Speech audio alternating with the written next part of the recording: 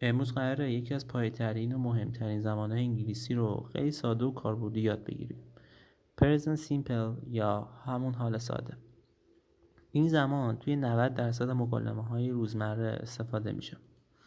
وقتی میخوای بگی هر روز چی کار میکنی، عادت‌ها چیه یا چیزهایی که همیشه درستن، همشو با حال ساده بیان میشه.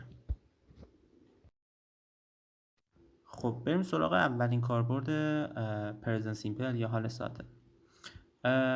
اولیش اینه که ما برای استفاده از عادت‌ها و کارهای روزمره‌مون میتونیم از حال ساده استفاده کنیم برای habits and daily routines. مثلا من هر روز ساعت 7 پا میشم. I wake up at 7. یا مثلا او هر روز به مدرسه میره با اتوبوس. She goes to school by bus. یا مثلا اونا آخر هفته فوتبال بازی میکنن. They play football on weekends. اینا کارهاییه که همیشه انجام میدن، یعنی ثابته و کارهای روزمره است. خب بریم سراغ دومین کاربرد پرزنت سیمپل که فکت و جرنال تروث هستن. یعنی چیزایی که حقیقت دارن و به صورت طبیعی ثابت شدن. مثلا شما فرض کنید که زمین به دور خورشید میچرخه. این یه چیز طبیعیه که همه میدوننش و ثابت شده. The earth goes round the sun. یعنی زمین دور خورشید میچرخه. یا مثلا حیوانات رو در نظر بگیرید، مثلا گربه که خوابیدن دوست داره، کلا به صورت طبیعی همه اینو میدونن. Cats love sleeping. خب سومین کاربرد پرزنت سیمپل permanent situation ها هستن، یعنی بیان موقعیت های دائمی. برای مثال فکر کنید یه نفر توی شهر برلین زندگی میکنه، حالا چند سال اونجا داره زندگی میکنه، بعداً هم ممکنه اصلا اونجا بره. خب این داره اونجا زندگی میکنه که این میشه یه بیان موقعیت دائم. He lives in Berlin. یا مثلا یه نفر فکر کنید که توی بانک کار میکنه.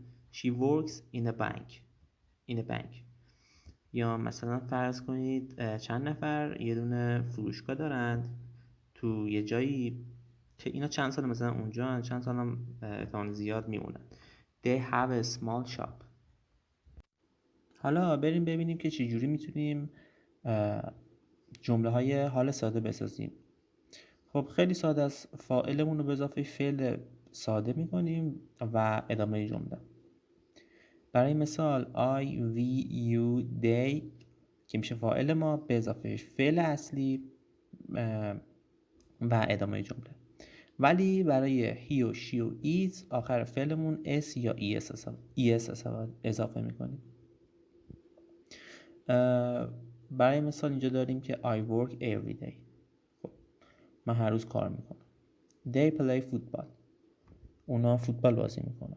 اینا همون روتینایی که داشتیمه، گفت در موردش حرف زدیم. He works at night. چون اینجا he اومده آخر فعلمون باید یه s اضافه کنیم. او شبا کار میکنه. He works at night. یا she watches TV.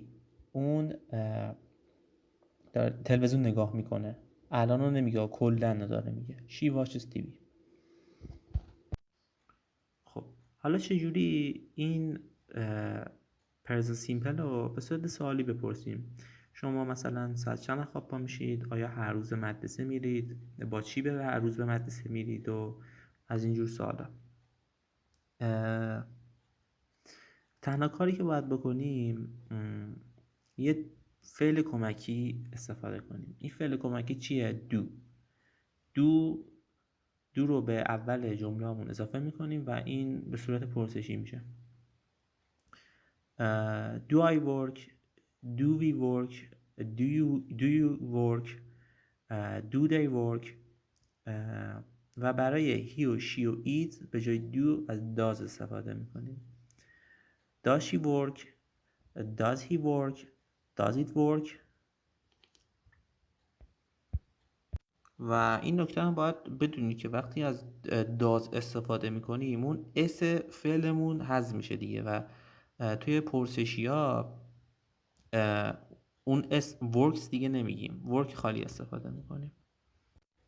و برای منفی کردن این پرزنت سیمپل ها فقط کافیه که اون فعل کمکی دو رو یه نات بهش اضافه کنیم. do not یا doesn't not که به صورت مخففش میشه don't یا doesn't که اینجوری میتونیم استفاده کنیم. I don't work, we don't work, you don't work, they don't work. و برای she و he و it he doesn't work, she doesn't work, it doesn't work. خب حالا که پرزنت سیمپل رو یاد گرفتیم بریم با هم دیگه چند تا مثال داشته باشیم. I drink coffee every morning. من هر روز صبح قهوه میخورم. خب این یه چیز روتینه داره به ما میگه، پس از حال ساده استفاده کرده. She works in a bank. او توی بانک کار میکنه. خب اینم همون پرمننسمون هست. They play football on Saturdays. اونا فوتبال بازی میکنن توی یه روزی. خب اینم همون روتینه دیگه.